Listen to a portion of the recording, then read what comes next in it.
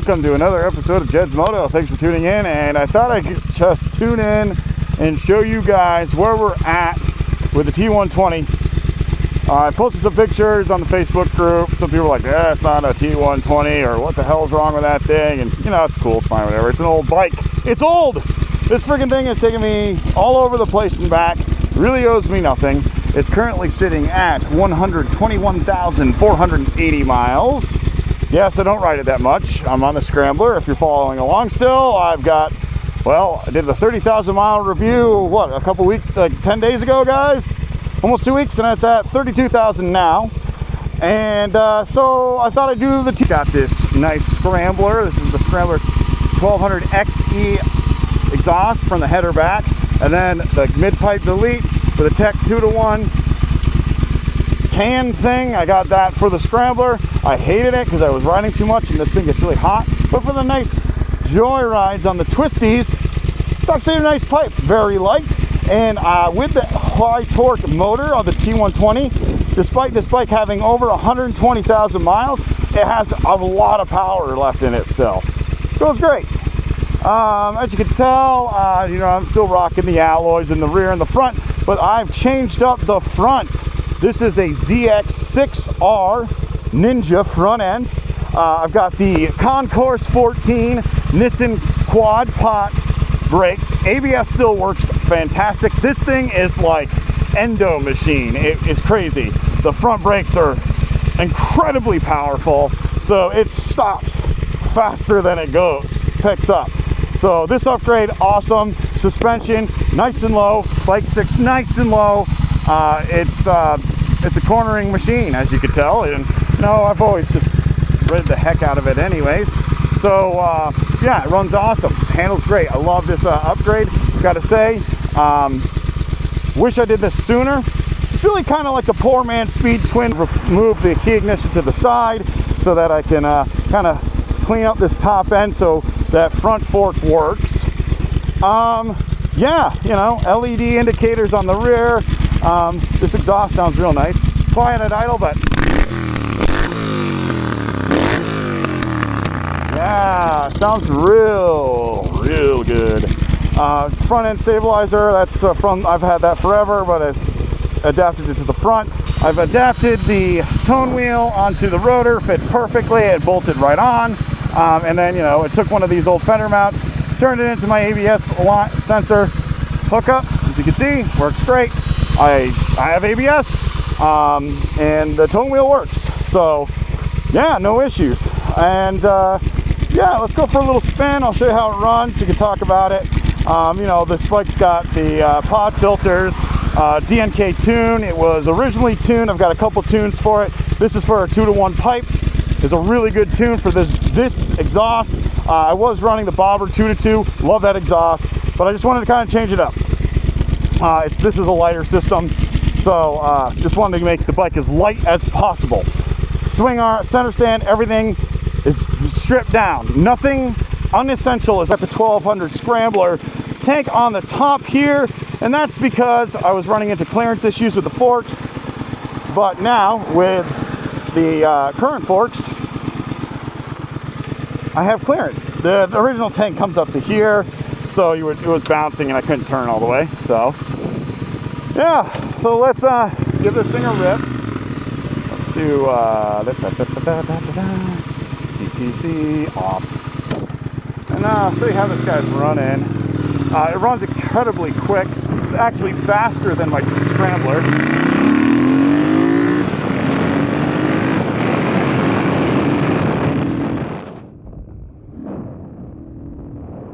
It accelerates really well now, and mainly because it's so light. But it's always been a really nice bike to just rip on. But now with the suspension, it's all dialed in. My rear end's all dialed in. The bike really runs really good now. You know, and like I said, this thing is like owes me nothing. And you know, I get some times like, oh yeah, that looks like crap. Who cares? This bike is worth the cost of your T-shirt, you know. So, you know, how much is a T120 with over 130,000 miles really worth these days, guys?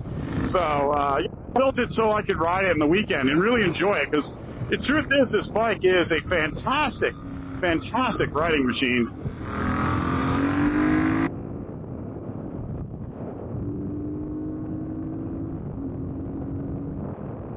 Yep, and then I'm running the 17-inch front and the 17-inch rear.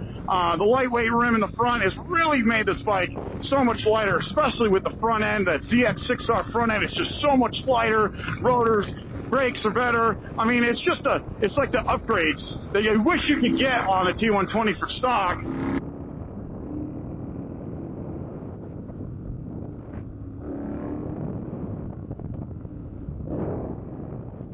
As you can tell, turns in just fine.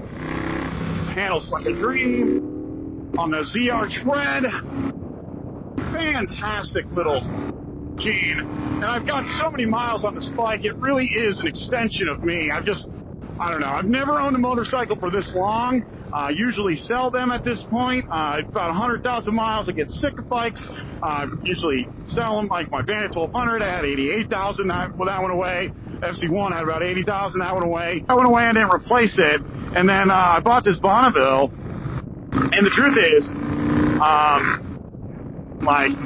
I'll never get rid of it. It's just my favorite bike of all time. And yeah, I don't ride it as often, and it's not set up for the touring anymore. I used to tour like crazy on it. I would go everywhere with this bike. And I just don't do that anymore. But that's okay, because, you know, it's all right.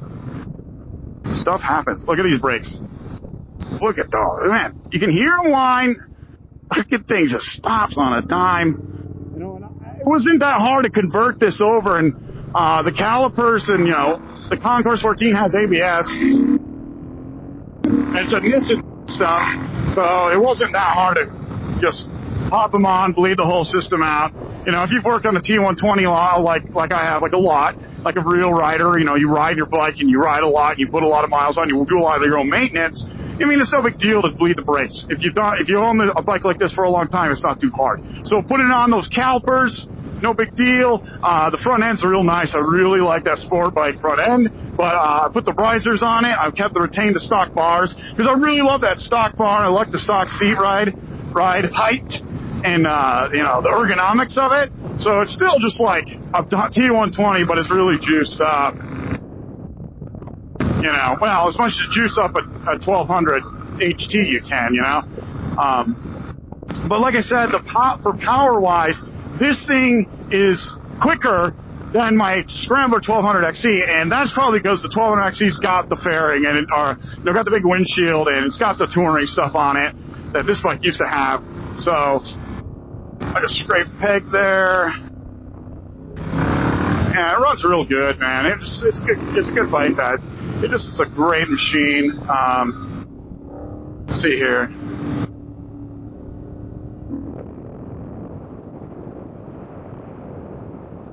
Yeah, it gets right on the ton, no problem.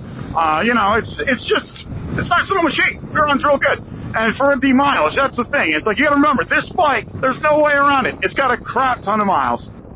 And, you know, like I said, if you want to give me grief about my bike, that's cool, man. I get it. But, like, show me your odometer. Give me a picture of your odometer. In fact, give me a picture of your 4 past odometers. I ride my motorcycles. I don't look at them. I always tell this to a lot of folks. I get a lot of grief about the barbecue top case and stuff like that, which I've run now for a better part of 500,000 miles on all my machines. You know, 41 years old, I've got 500,000 miles just about under my belt. You know, so just show me. Tell me if you're a rider what I'm doing wrong as a rider, because I'll tell you what we do as riders is we make function over form. It may not look the best. I think it looks gorgeous. I love the way it runs. It looks, and I ride with guys in sport bikes, and they have a hard time keeping up. You know, it's just because I know this machine.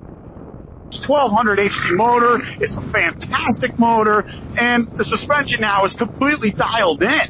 This bike with ZR 17-inch radials and the alloy lightweight rims, freaking thing's it's just a rocket, dude. It's a rocket ship. The issues I am running into this thing, especially with over 120,000 miles, is the electrics are really starting to just crap out, guys. Like, the harness is shot. I've repaired it and medicated, band-aided it and band-aided it. It's still okay. I really just need to like go through it all. It's time for grounds.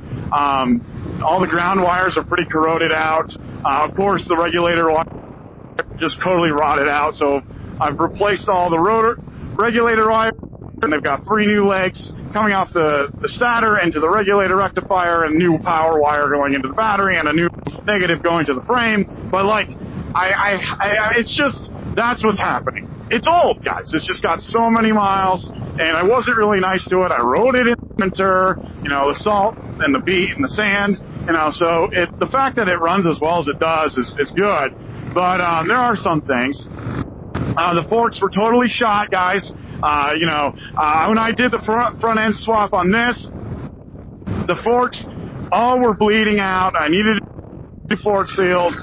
It probably needs brand new, just a total rebuild in the front. So if you got a bike like this, it's got 100,000 miles, you probably should think about rebuilding that front end. But you know what? You're going to need to rebuild the front end on any motorcycle that you put 100,000 miles on in, about 4 years. That's just kind of how it is. The progressive suspension in the rear, these shocks that I bought from, I don't know, some patched fella at a swap meet. I mean, dude, these things are great. I went through them this spring to make sure the seals were good, everything looked good, and I just put them on and tweaked them and got the spring rate just right with all the weight reduction, and the freaking thing handles like it's on rails. So that's a great thing to upgrade. You don't go crazy. You don't need to get Olin's. You don't need to go get Fox. I got these progressive ones, I think, for like, I want to say a song, dude, like less than $100. I know that for a fact. I would have to take a look at my receipts, and it was not expensive. So real money really well. All right, let's slow down a little bit.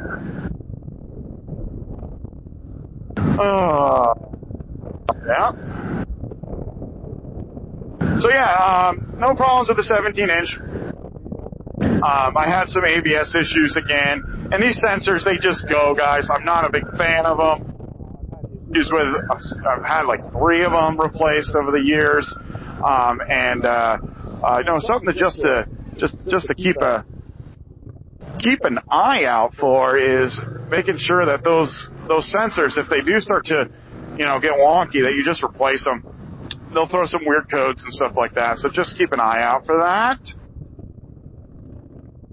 Oh, yeah. I'm so used to riding the Scrambler that when I'm riding this thing, there's just so much more torque.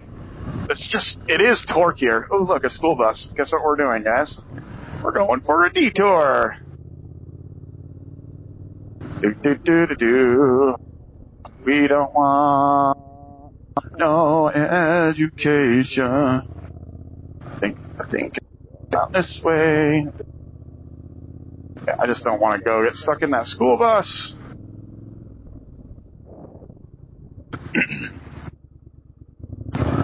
So yeah, I mean, it's just a great bike, guys. You really put the miles to it, and if you watch my channel, this bike has not lived an easy life with me, But after the first transmission blew at 20,000 miles, I've got 100,000 miles on this transmission. Engine still original on the top end, and I was hard on this bike. The thing I got to tell you, and I just do it now with every single vehicle, is 5,000 mile oil changes.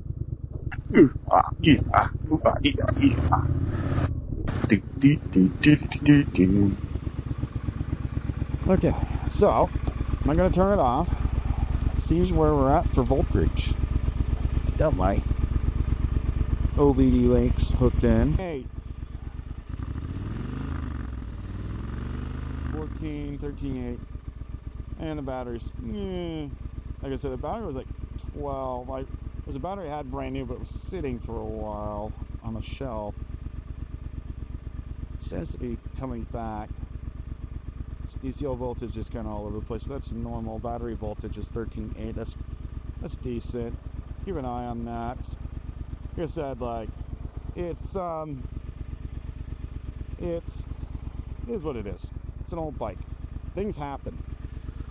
And that's why I'm on the Scrambler, guys. Like, that's the big thing. And I know many folks are all about, you know, very much wanting to see me do 200,000 miles on this bike. I was very much determined to do it.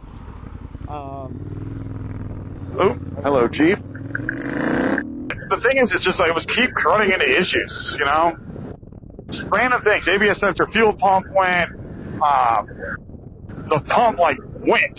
I thought it was the filter, replace the filter, and it just wouldn't run. It would die, and they cut out here and there. Replace that. Oh, the ignition coils, they need to be replaced.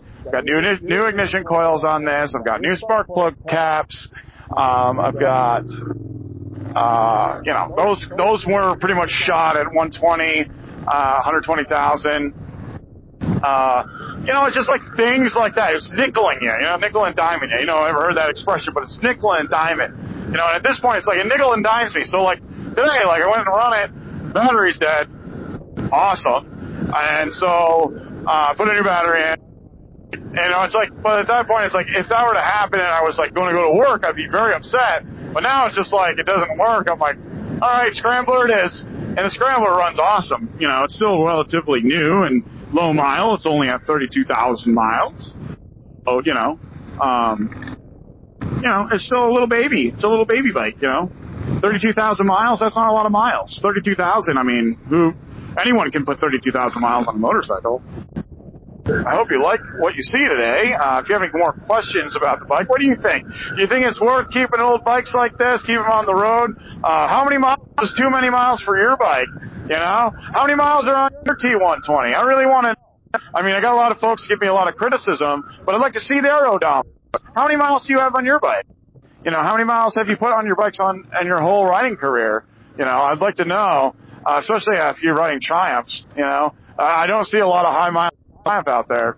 I mean, how some people talk, it may seem like there's a lot of folks that put a lot of miles on their bikes, but I don't know, what is it? So yeah, tell me what you think. If you like what you see, make sure you like and subscribe, and I'll see you on the next video. And yeah, this